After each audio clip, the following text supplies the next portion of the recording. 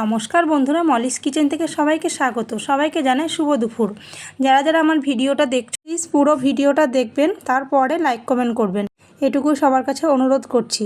যাই হোক, আজকে যে রেসিপিটা বানাতে চলেছি সেটি হলো রুই মাছের ঝোল, আর সঙ্গে আছে পলতা পাতার বড়া। পলতা পাতার বড়া মানে পটলের লতার বড়া, অনেকে পলতা পাতা বলে।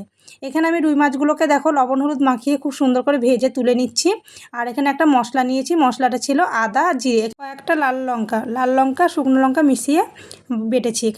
এখানে পেঁয়াজ দিইনি, পেঁয়াজ ছাড়াই রান্নাটা করব মাছের ঝোল। পেঁয়াজ ছাড়া মাছের ঝোল কিন্তু দারুণ লাগে, শুধু আদা জিরে বাটা দিয়ে কিন্তু মাছের ঝোলটা খেয়ে দেখবেন, দারুণ লাগবে। এবার আমি মাছগুলো সমস্ত ভেজে তুলে নিয়েছি। তারপরে দিয়ে দিলাম ওই তেলের মধ্যে কিছুটা কালো জিরে ফোড়নে, তারপরে দিয়ে দেবো কেটে রাখা আলু দিয়ে বানাবো। আলুটা বেশ ভাজা ভাজা হয়ে গেছে, এবার দিয়ে দেবো কেটে রাখা টমেটোটা দিয়ে আমি আবারও কিছুক্ষণ নেড়েচেড়ে নিয়ে তারপরে দিয়ে দেবো বেটে রাখা মশলাটা দিয়ে আমি স্বাদ মতো লবণ হলুদ এগুলো দিয়ে খুব সুন্দর করে মশলাটাকে কষিয়ে নেব। মশলাটা যতটা কষাতে পারবেন ততটাই কিন্তু তরকারির টেস্টটা খুব সুন্দর চলে আসবে। আর একটু জল দিয়ে কষিয়ে নিতে হবে, তাহলে কিন্তু পুড়ে লেগে যাওয়ার ভয় থাকবে না। দেখো আমি এখানে লবণ হলুদ সমস্তটা দিয়ে আমি এবার ঢেকে রেখে মশলাটাকে কষিয়ে নিলাম। দেখো খুব সুন্দর করে তেল ছেড়ে দিয়েছে। আরও কিছুক্ষণ নেড়ে চেড়ে নেব, তাহলে কিন্তু আরও সুন্দর করে কষানো হয়ে যাবে মশলাটা। তারপরে দিয়ে দেবো জলটা দিয়ে এবার ঢেকে রেখে রান্নাটা করব। একটু ফুটে এলে দিয়ে দেবো মাছগুলো, ভেজে রাখা মাছগুলো দেবো। ঝোলটা ফুটে গেলে মাছগুলো দিলে কিন্তু মাছগুলো বেশ সুন্দর থাকবে আর ভালো লাগবে খেতে। এরকম করেও দেওয়া যায়, আবার আমি সময়ে মানে জল দেওয়ার সঙ্গে সঙ্গে কিংবা মশলার সাথে কষিয়ে নিয়েও মাছগুলো দিয়ে তখন ফুটিয়ে নিই। এবার দেখো ফুটছে, আমি তরকারিটা ঢেকে রাখলাম, এদিকে গ্যাসে হচ্ছে।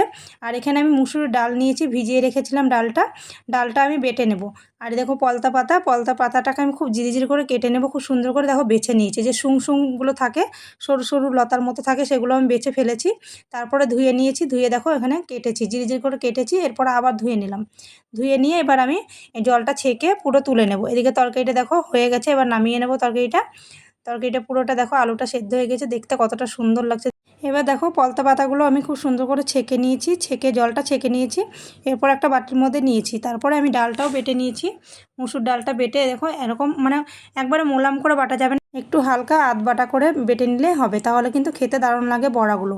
দেখো এখানে আমি দিয়ে দিলাম হলুদ, আর দিয়ে দেবো স্বাদ মতো লবণ, আর কিছুটা কালো জিরে দেবো, সামান্য লঙ্কার গুঁড়ো দেবো, আর সবশেষে দেবো কয়েকটা কাঁচা লঙ্কা কুচিয়ে দিয়ে মেখে নেব। এখানে আমি প্রথমে মেখে নিয়েছি, তারপরে দিয়ে দিয়েছি কাঁচা লঙ্কাটা। দেখো খুব সুন্দর করে মেখে নিয়েছি।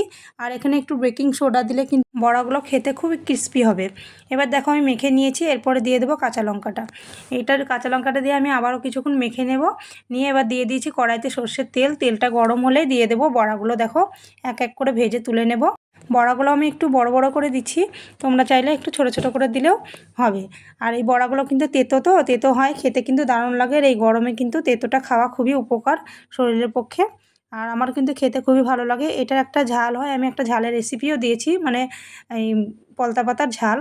ডালের বড়া দিয়েই পলতা পাতার ঝাল আমি বানিয়েছি, আমার চ্যানেলে আছে, চাইলে দেখে আসতে পারো।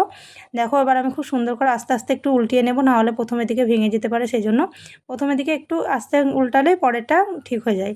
এবার দেখো খুব সুন্দর মুচমুচে করে ভেজে তুলে নেব। আর ডালের সঙ্গে কিংবা এমনি সাদা ভাতের সঙ্গে খেতে দারুণ লাগে।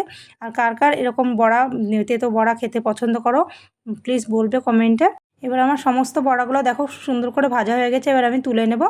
আশা করি ভিডিওটা ভালো লেগেছে, ভালো লাগলে লাইক কমেন্ট শেয়ার। যারা ফেসবুক থেকে দেখছেন পেজটা ফলো করবেন, যারা ইউটিউব থেকে দেখছেন চ্যানেলটি সাবস্ক্রাইব করবেন, এই অনুরোধ রইল। দেখো বড়াগুলো আমি পুরোটাই তুলে নিয়েছি, এবার দেখো দেখতে কেমন লাগছে সবাই বলবে। খেতে কিন্তু অসাধারণ হয়েছিল, গরম বড়া গরম ভাতের সাথে দারুণ লাগে খেতে। দেখা হচ্ছে পরের ভিডিওতে, ভালো থাকবেন সবাই।